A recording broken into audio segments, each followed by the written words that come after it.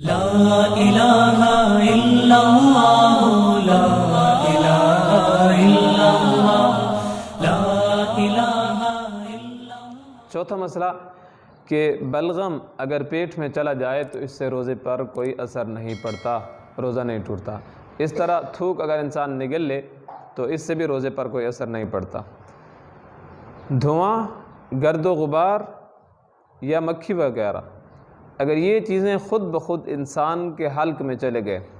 تو ان سے روزہ نہیں ٹوٹتا، لیکن اگر کسی بندے نے قصداً ایسا کیا کہ دھوئیں کی طرف منہ کر کے منہ کھلا رکھ کے کھڑا ہو گیا، یا جس طرف دھول تھی مٹی آ رہی تھی اس طرف منہ کھلا رکھ کے کھڑا ہو گیا،